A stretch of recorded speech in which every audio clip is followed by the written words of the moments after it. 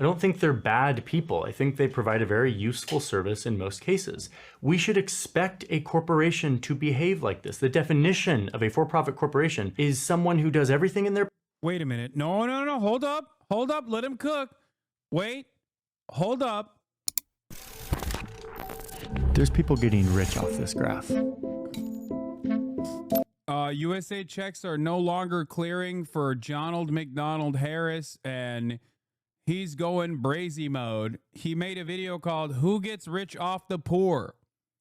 Donald McDonald Harris is either moving in a different direction for the new CIA, where they're woke and preach the gospel of the working class, or USA checks have been bouncing too hard, and now he stopped bouncing on America's penis. Donald McDonald's socialism arc. Okay, I'm obviously memeing. We'll see what he says. I suspect that there's still stuff in here that I will disagree with. What we're looking at here is the number of Americans that don't make enough money for basic survival. So like a family of four, two parents, two kids, living off of $31,000 a year or less. That's considered poverty in the United States, and there's millions of people who live with that kind of income. The US government spends about $1 trillion every year helping these people meet their basic needs. In recent decades, a lot of that money has been flowing through a middleman, private corporations who are supposed to be more efficient in administering this money. So welfare is big business, and of course that's the irony of this whole thing, that there's so much money to be made from poverty. Okay, what is happening? What the hell is going on? I'm scared. I'm scared. Why is he talking about this? I'm scared, chat.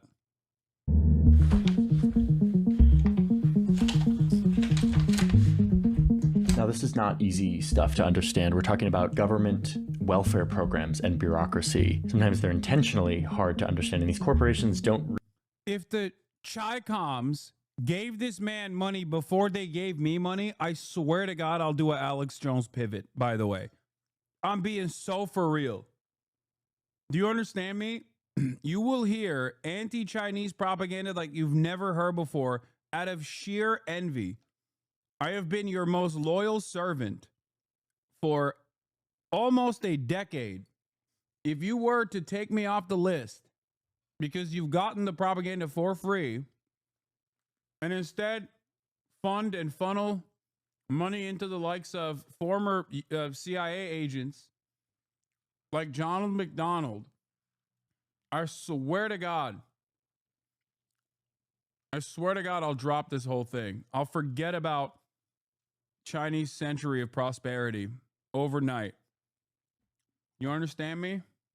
Really want to be known by anyone. But if you start to dig, which we've been doing, and you look deep enough into this, you start to see what all of this actually looks like, who's actually getting rich, what the incentives are within this system, where the loopholes are, and whether or not this is actually benefiting the people that it's designed to benefit. So in this video, I'm going to show you who gets rich off the poor, and I'm just going to do a few case studies that demonstrate how this works. I'll be making a list of examples here, going from what I see as the least egregious abuse of this system to the most. I am bracing myself to get sued or intimidated by the companies that I'm... What? Okay. Okay, dude, chill. I don't think they're going to come after you, big dog. Yeah, China be like, why buy the cow if the cow gives the milk for free? Calling out in this video because that's how a lot of these powerful shadowy companies work. So as always, every assertion in this video is rigorously fact-checked and in my sources. Lawyers, go check that first before you send me your cease and desist order. Thank you. And with that, let's look at who gets rich off the poor. Let's go back to this graph one last time and just... Bro, that's amazing. What is it in the minds of people? Unless you're just LARPing, what is in the minds of people that, like, when they hear a guy finally say, like, you know, capitalism's kind of fucked up. Like, it's got to be a meme, right? Like, there's no way this guy's being for real. Like, Jhonny Harris is a capitalist, dude. How the fuck is it that when he goes, hey, man, There's a lot of private enterprise here that takes advantage of the welfare state, effectively working as a middleman and underserving the already underserved working poor. And motherfuckers immediately be like, oh, Air Max. There's an element of truth to this. No, there isn't an element of truth to it. What the fuck are you talking about? This guy was literally trolling. You're stupid. You're so stupid that you fell for a guy who was being facetious. You admitted that your moral system is so broken fundamentally that a guy who is literally fibbing, okay, is actually, there's a hidden kernel of truth in that. No, there isn't. Zoom back to the 1950s, where you can see that the poverty rate was double what it is today. It's like 22%. This was really bad, and it led to the president at the time declaring war. And this administration today, here and now, declares unconditional war on poverty in America. We shall not rest until that war is won. So, A War on Poverty by Lyndon B. Johnson in 1964. This is what that war looked like. This big line. This is social spending as a share of GDP. You can see this is where he gives this speech right here, this flat line. Social spending just skyrockets right after. The government spends tons of money for this war on poverty. That money goes towards programs like Medicare and Medicaid, food stamps, public education, which is why you see. Bro, I swear to God, since World War II, America lost every war, dude. War on poverty, war on drugs, Vietnam, Korea, Afghanistan. What war have we fucking won, dude? Holy shit. I'm thinking about it. It's like Grenada. We're over here talking about invading Greenland, dude. It's crazy. The last time we won a war, we got fucking straight hard carried by the USSR. I guess the Cold War. That's the one long war of attrition. Don, look at Asian Jito. Does that mean small head? They would never do that. Xi Jinping would never say that, especially because he has been rewarded handsomely with such a large head. And I think that's bullshit. He would never say that to me. See this big dip from 22% all the way down to 12, 13%. And for a time, all this spending worked. Poverty declined 30% in 5 years. But eventually progress slowed and the government kept spending and people got tired of it. The economy wasn't doing well and people were tired of subsidizing these welfare programs. And that's where this guy comes in. My friends, some years ago, the federal government declared war on poverty, and poverty won. This is where things start to get a little bit murky, so we needed help. We got it from Ann Kim, who is an expert who literally wrote the book on this history and the modern day poverty economy, and sat down with us to talk through this history and how it works today. Remember during the 1980s, we had this, well, no, you don't remember the 1980s. Well, during the 1980s, there was really this mythologization, if that's a word, of the CEO. At the same time, the government spending was ballooning. Economic times were not that great. So Americans were not feeling particularly generous about funding social services programs. And so the CEOs were really kind of held up on a pedestal as the ones who are going to make government just as efficient as they made their own companies. Poverty is a big business here in the United States, and the government is making decisions right now that will affect millions of people. And yet, what I've been finding is it's hard to keep up on all of this, how this stuff is being reported, and what is trustworthy and factual. Let me guess, ground news will help you keep track of all of this, right? Oh, wow. I'm so surprised. Here, I'm going to show you his code. I view. So sign up now, ground.news/Jhonny Harris. Thanks, Ground News, for sponsoring today's video and for existing. Okay, back to our list of who gets rich off the poor. So it's the 1980s. Reagan wants to rein in all of this spending. He's also afraid that Americans are becoming too reliant on the welfare system. So he kicks off a bunch of changes that over time would lead to a fundamental shift in delivering income support to low-income populations. They wanted to privatize Medicaid, Medicare, prisons, air traffic control. This privatization of government spending started under Reagan, but it continued into the future administrations, especially under Bill Clinton, who helped expand it. Oh, yeah. And the fundamental shift looks like this. We're going to be using a graphic like this, not only for right now, but for the future cases of how this works today. Taxpayers give money to the government. The government used to give money to citizens in need directly. But after these reforms, the money would start to be distributed to the states. The states would then hire for-profit companies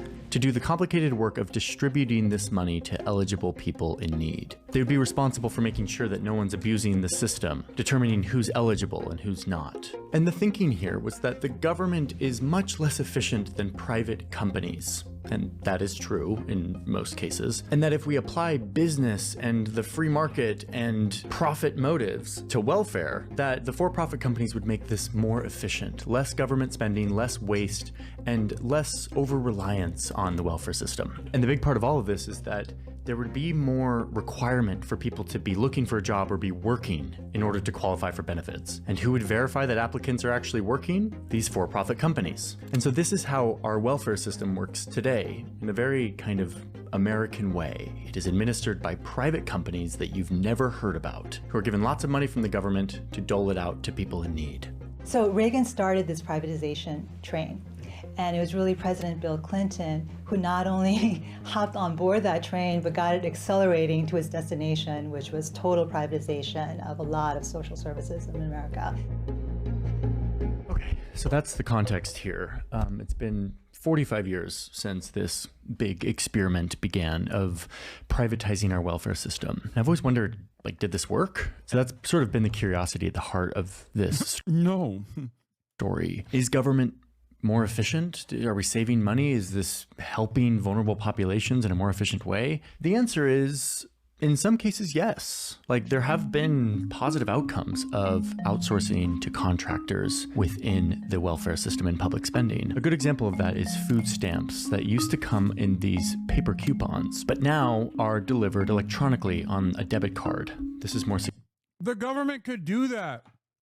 There is literally no need for that to be handled privately. The government could do that. Every single thing that people say, oh, in this private-public partnership, privatization actually was truly beneficial. No, you're just paying an expensive middleman who year over year is going to increase the prices and greatly expand the amount of money spent on social welfare, while still offering the same, if not a diminished level of social welfare. It is the exact same principle behind private healthcare in this country. You look at the cost of healthcare expanding year over year. You look at Medicaid and Medicare expanding. The numbers are fucking insane. You're like, oh my God, we're spending so much money on this. It's like, yeah, the reason why we're spending so much money on this is because we're still going back to private insurance as a middle manager that's driving up the cost because they have no fucking interest in lowering the costs across the board.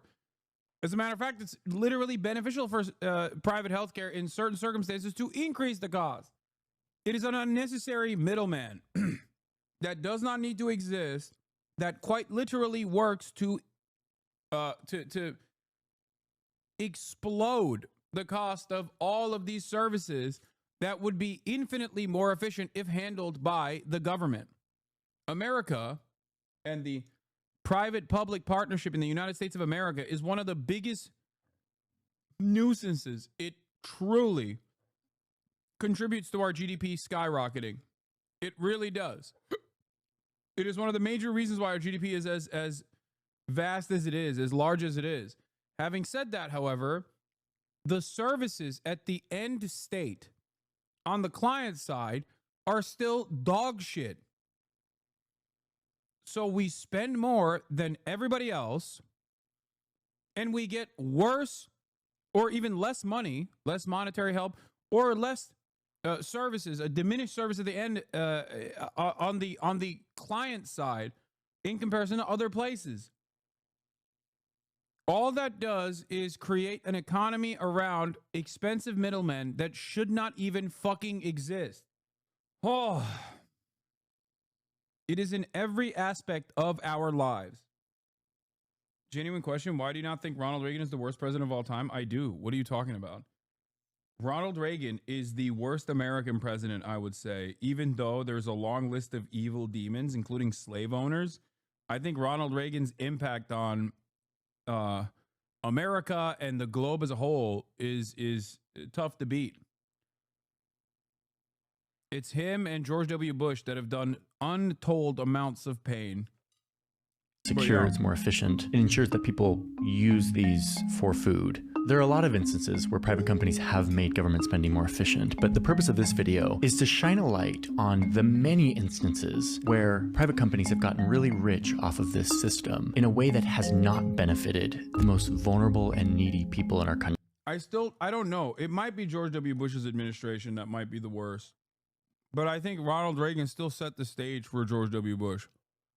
And I guess Carter set the stage for Reagan, but all right, let's keep going. Country, the poor, the elderly, children in need, the disabled. So finally, the reason you clicked on this video, let's draw up this list of who gets rich off the poor. And for that, I'm gonna need to look at all these papers, so we need more space. Let's go to the big table.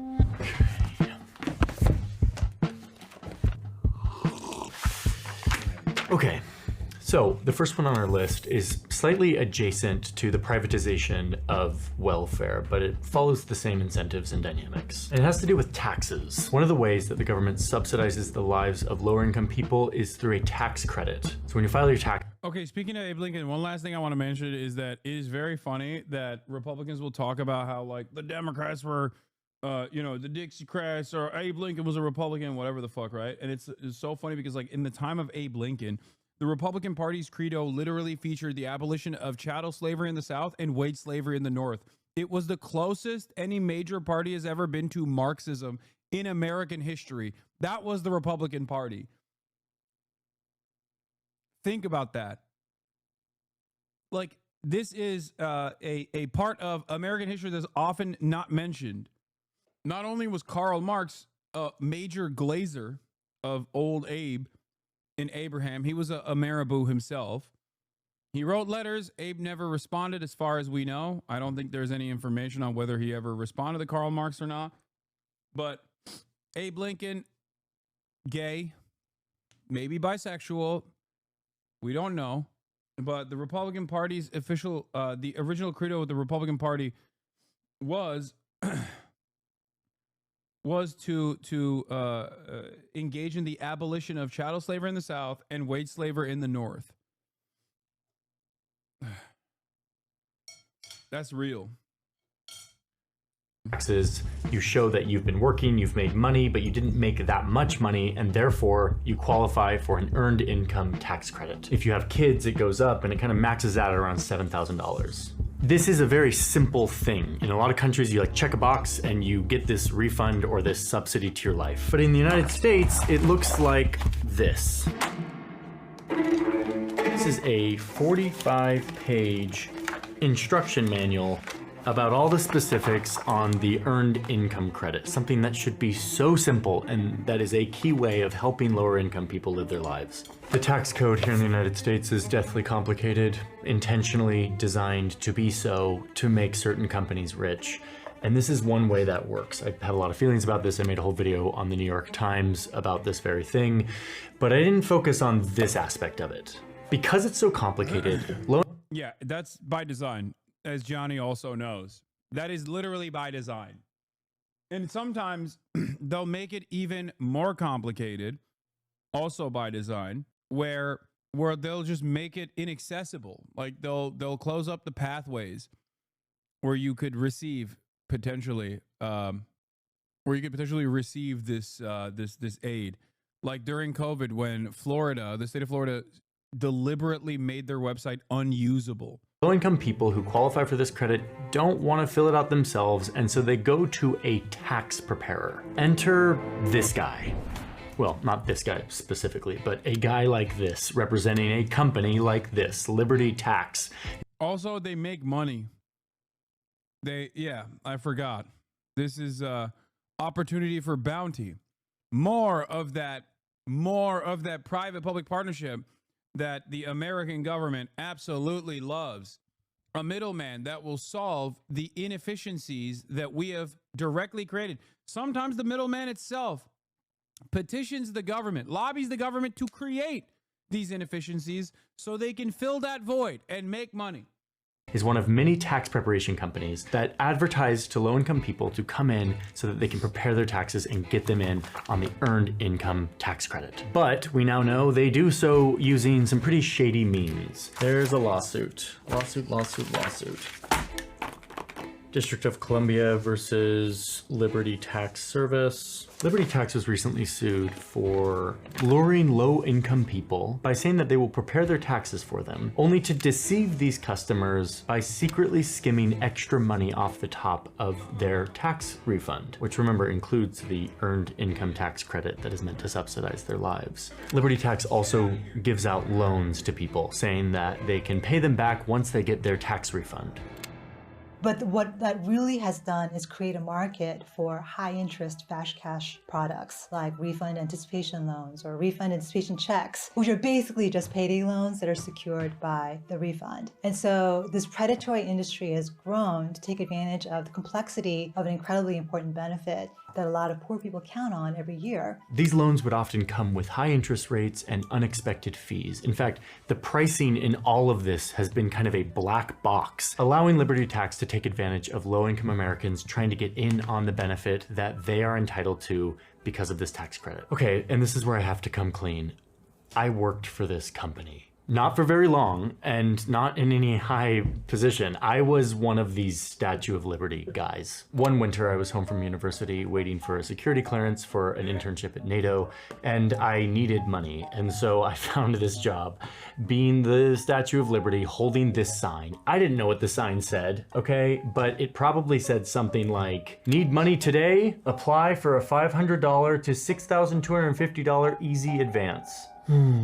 In other words, I was probably a part of luring desperate people in to get a bad loan or to have their tax refund skimmed by this corporation. I had no idea, and I'm sorry. Liberty is just one of many corporations who has gotten in on these schemes, targeting low-income people to try to get in on their tax credits. And to me, this is actually a failure of our tax system. For this segment of the population, this should be a very easy thing like it is in every other country. A box on a free government website that you can fill out in 5 minutes. But instead, we've got a privatized corporate middleman who is making all of this money off the poor.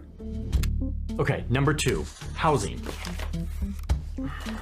So here in the US, instead of building big public housing complexes like they do in some countries and like we used to do, the privatized version of the American government gives vouchers to low-income people and allows them to go choose a house, and the government will basically pay for a portion of their rent. This is called Section 8 housing. And there are landlords that specialize in renting to Section 8 tenants, getting this government subsidy voucher that goes to pay for the rent. But what you find is that some of these landlords jack up their prices because they know the government will pay for it. Like here in DC, an apartment that should cost $1,600 a month, the landlord might charge almost $1,000 more, like $2,500 a month, well above the market price, knowing that the government, who has poor oversight over this program, won't pick up on this and will... Yeah, y'all heard that? He had a internship at NATO. I didn't miss that. I know he had an internship at NATO.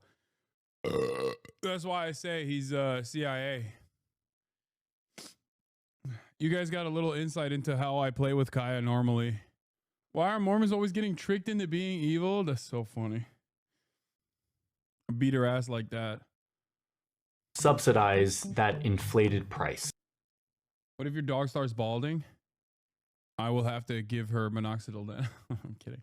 Now, I'm not just making this up. Those are real numbers from an investigation here in DC by the Washington Post, who found that the DC government is overpaying thousands of apartments to the tune of $1 million every month here in Little DC. But this is happening all over the country, enriching landlords while depleting the assisted housing fund, all while distorting the market. Like, this is not free market. This is a totally distorted thing. Number 3 on our list is corporate middlemen, which is kind of a big section. I'll try to work through it fairly concisely, but it's kind of the biggest one here. This is where a lot of people get really rich off the poor. Remember from our history section just a few moments ago that Ronald Reagan shook up the welfare system by, instead of giving... Ronald McDonald Reagan. Money directly to people in need, instead giving it to the states, who would then give it to a corporate middleman who would then distribute it. And that corporate middleman also had to kind of determine the eligibility of people, making sure they're working or they're looking for a job. And all of that is a lot of work, and these corporations were the ones to be doing it. So these are the folks who are getting government contracts to act as government in running welfare programs. They're basically agents of the government. They're mercenaries for the public sector. They're making huge decisions that benefit the everyday lives of low-income people. One of these companies, for instance, was a company called Maximus, which is one of the largest welfare services providers today. They had revenues of about $88 million in 1995, and just a few years later, their revenues are already up to $500 million. And today, they're a $4.9 billion business. Now, this was exactly the point for Reagan and his reformers. These corporate middlemen were supposed to be much more efficient in administering this government money. And indeed, they are for-profit companies, and they operate much more efficiently than the government itself, cutting costs and looking for ways to do things more efficiently. But let's remember, this is not like a normal corporation like McDonald's that is selling a product to a customer that can go somewhere else. Let's see what happens. A few years ago, Maximus took... I hope he's going to say efficiency in this process just means diminished services, right? Like efficiency for McDonald's, you know, one can make the argument is good or something. I don't know. I'm not in favor of efficiency in private corporations either, because in many circumstances, efficiency simply means increasing productivity and displacing the pre-existing labor force and keeping prices relatively low. But in terms of efficiency in a private-public sector arrangement, that literally means diminished services, finding ways to not pay people, and also maximizing the pay that you're getting from the government. Took over Tennessee's health insurance program, state-run health insurance program. It's called Medicaid. And what you saw is that many children and elderly people very quickly were booted out of the program. They were found ineligible. There was a 23% increase. Say goodbye to streaming. If you take DHT blockers, no one will watch you. DHT blockers will ruin your energy levels and ruin your streaming career. I don't know if you know this, but since I started taking DHT blockers approximately 6 years ago, I went from 300 viewers to 30,000. So I think the exact opposite has happened. In the number of uninsured children in the state. What is going on, dude? What the fuck's happening in the chat? I've been pretty open about taking minoxidil and finasteride for literally 6+ years. Are you guys just trying to stun lock me or some shit? That's more than any other state at the time, 2018.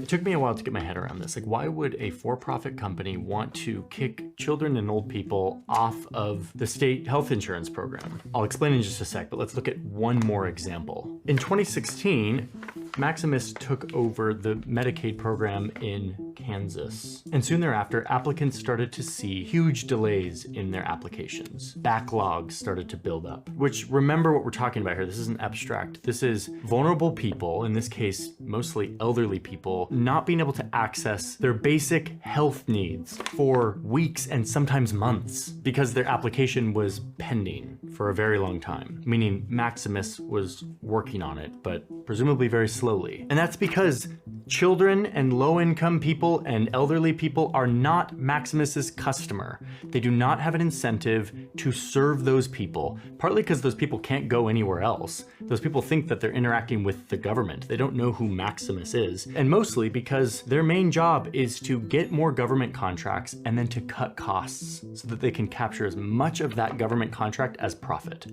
So in this case, what that means is cutting staff, making it as cheap as possible to process these applications. This answers my question about why a company like Maximus would want to get people off the rolls, to deem them ineligible for these benefits, because it's cheaper for them. They are motivated to find people who do not qualify and to pare down their list so they have fewer people to work on, which is less cost for them. So yes, there is cost cutting and efficiency that's happening here, but it happens to be at the expense of vulnerable, needy people who the government is trying to give money to. Now, actually, I don't blame Maximus very much for this. I don't think they're bad people. I think they provide a very useful service in most cases.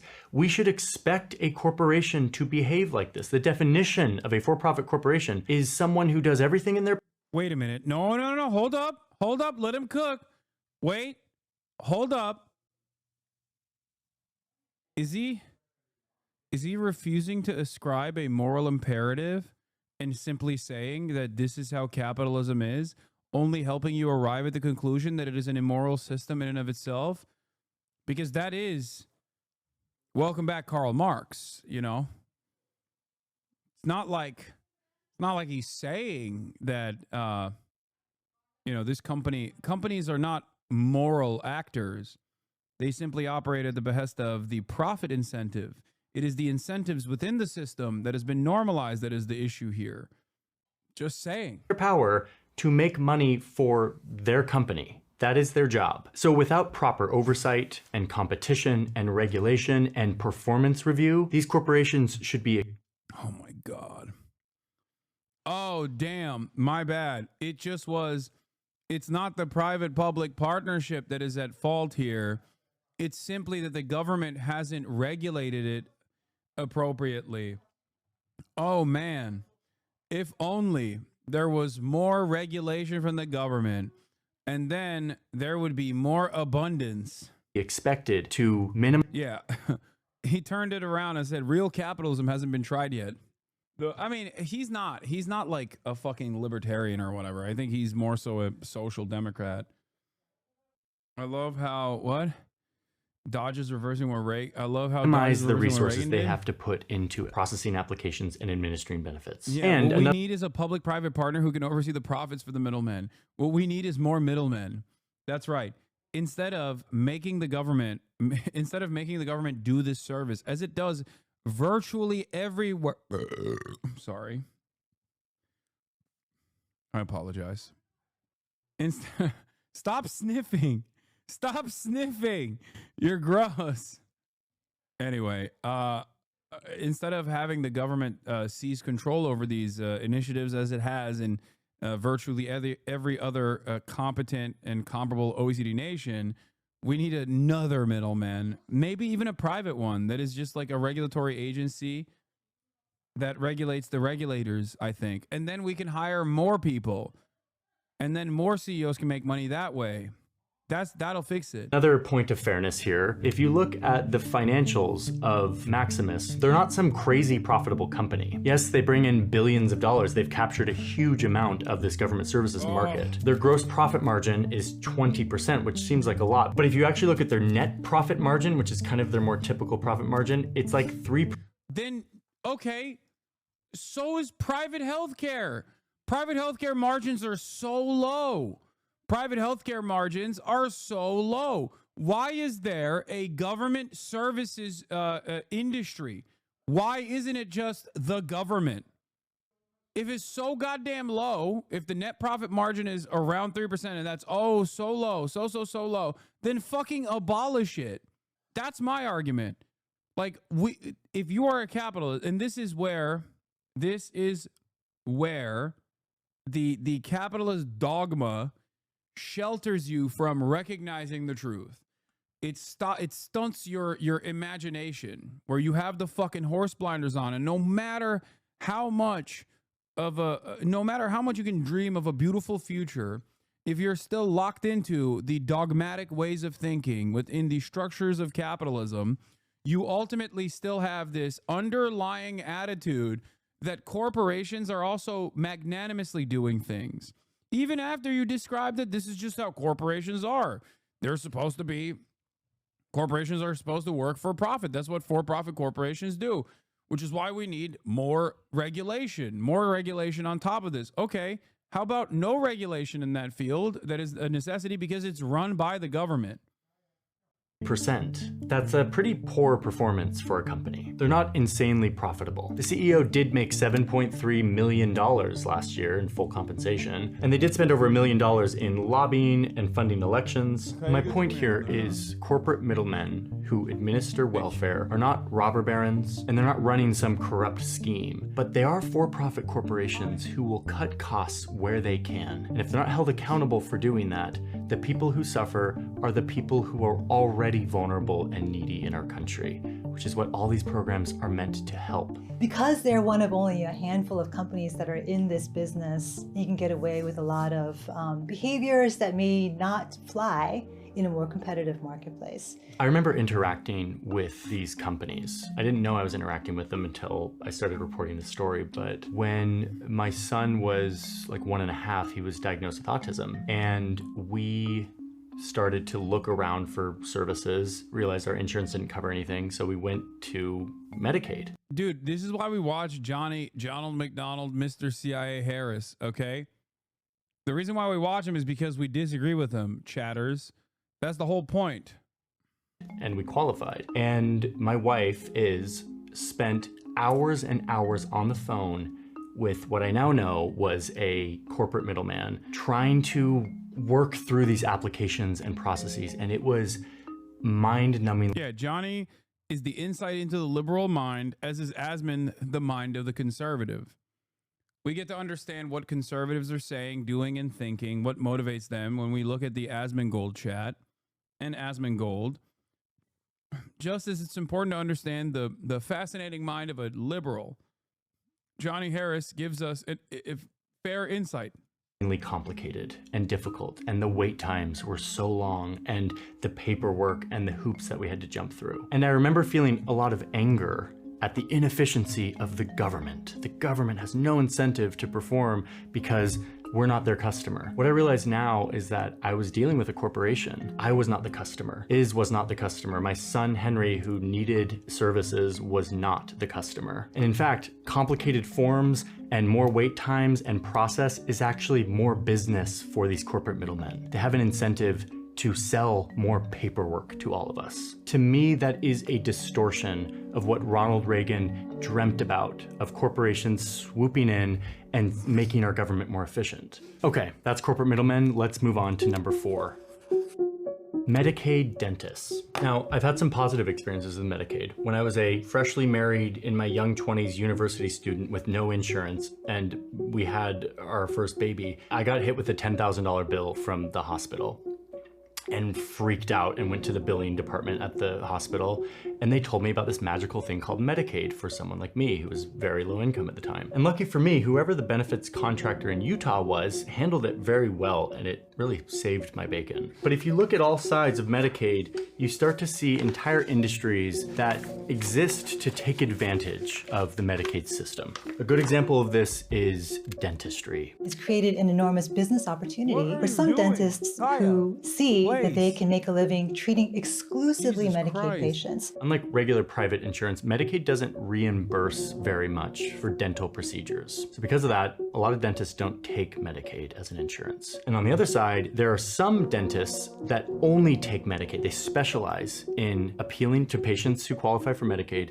getting them in, and doing as many procedures as possible to get in on those Medicaid benefits. And once again, if we're talking rational corporate behavior and incentives, these offices will often target lower income or disabled or elderly patients who are less likely to advocate for themselves and against medically unnecessary procedures. So inevitably what's Nay. happened over time is that I this don't know how market to has do turned that. into a very exploitative one, where dentists have been prosecuted for charging for procedures that didn't exist or procedures that were completely unnecessary. For instance, there was a dentist in North Carolina who was prosecuted for having performed 17 root canals on a 3-year-old toddler. Oh yeah, this is insane. And it's not just one bad apple in North Carolina. This is a lawsuit where the US government settled with a company called Cool. Was it? I think this literally was the company that was it TrueAnon, or I think I remember either TrueAnon or Chapo talking about this company and what they did. Smiles. And they are There's like a weird there's a company in Florida that has like a weird connection to people connected to Matt Gaetz. So I do think that it was TrueAnon that talked about this. Yeah, the 17 root canals on a baby is like something that I recall hearing. Medicaid-specific dental franchise who had to pay close to $24 million because an investigation found that they were performing dental operations that were not medically necessary. They were taking advantage of poor patients in order to get more money from Medicaid. According to the lawsuit, they performed tooth extractions, gave out stainless steel crowns, did root canals on babies that did not need them. Like, there are multiple things really wrong with this. Obviously, exploiting a government system to deplete the Medicaid fund is one aspect, but performing like dental surgery. My wife is a dentist, and this is completely misconstruing the truth. Brother, he is literally talking about things that have already been prosecuted in a court of law.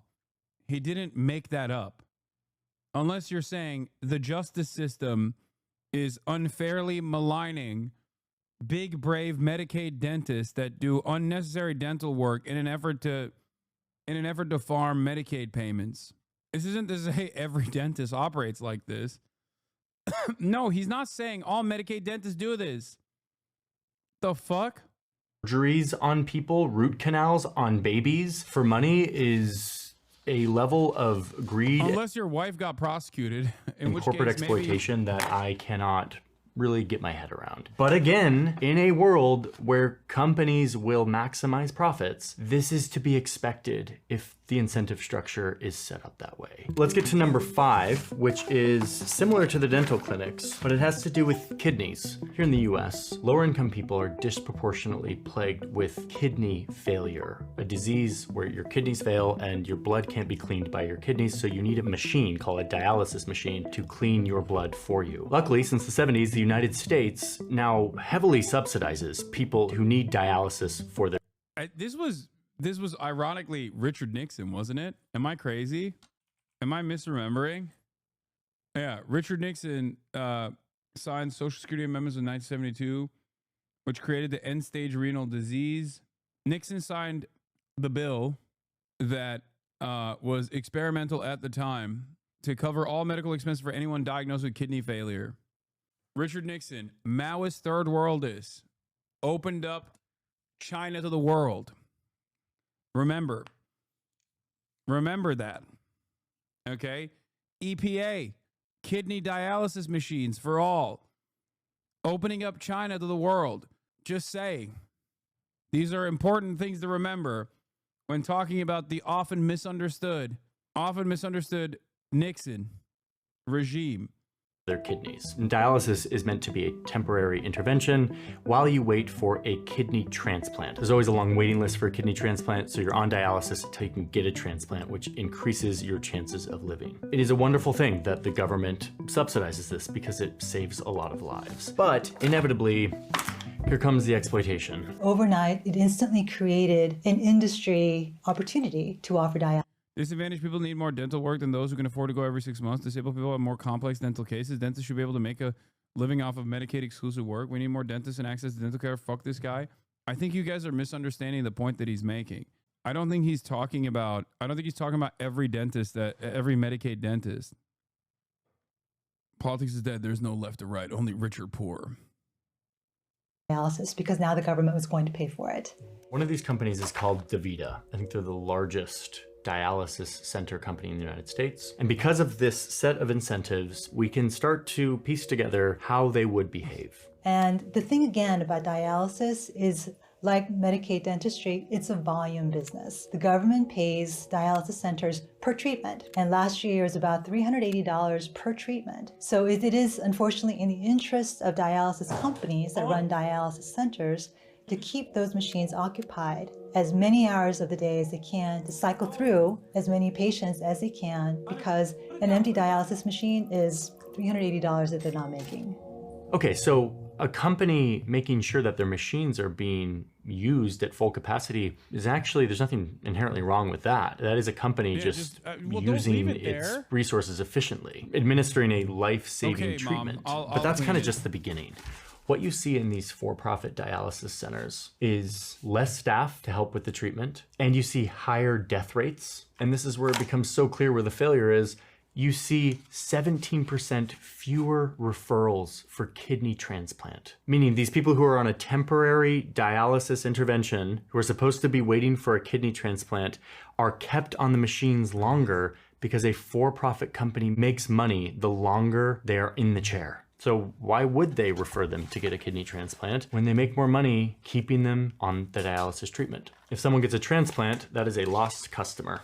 Unfortunately, it's an option that's being denied a lot of people because it's in the financial interest of dialysis centers to keep someone in dialysis rather than, quote, losing them to transplant. Now, DaVita has paid like $1 billion in settlements and for some of this behavior, including $350 million they had to pay after being sued by the US government for paying doctors to go out to recruit people to come to their dialysis centers so that they could corner the market in certain areas. They had to pay another $450 million because they were found billing the government for medicine that they had received and just thrown out, and charged the government anyway so that they could get reimbursed. All of this, once again, further draining the money that is allocated by our government to help people in need.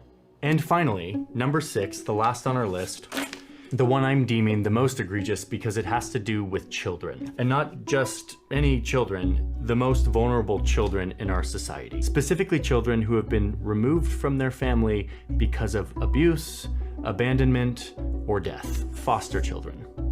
If a foster child loses a parent or is physically or mentally disabled, the federal government entitles them to around $700 a month to subsidize their lives. This is one that goes straight from the federal government, from the Social Security Fund, straight to these children, or at least it should.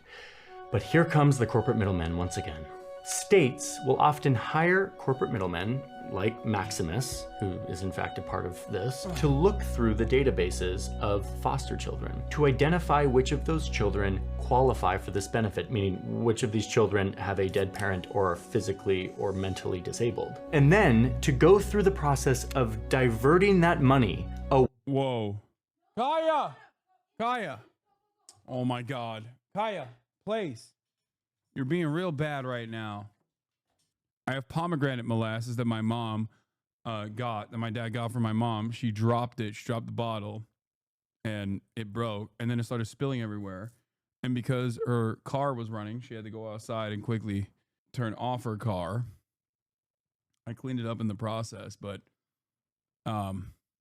away from the children and into state coffers. The state says they're doing this to help supplement the foster care program in their state to help boost their budget. But what feels very icky about this to me is that it creates, once again, a business opportunity for a for-profit company who is incentivized to scour these databases looking for children who qualify for this benefit to divert the money away from them and towards the state. And Maximus gets paid a fee to do this. They're incentivized to do this as a service for the state, to look through these databases and look for children who qualify. There's one NPR report from a while back that reports that the corporate middleman Maximus, who we've talked about at length here, and who I will probably get sued by, would get $1,600 per child that they found who qualified for this benefit. Remember, a child whose parents are dead or who has a physical or mental disability, who is entitled to around $700 a month to supplement their very difficult life. If Maximus finds that child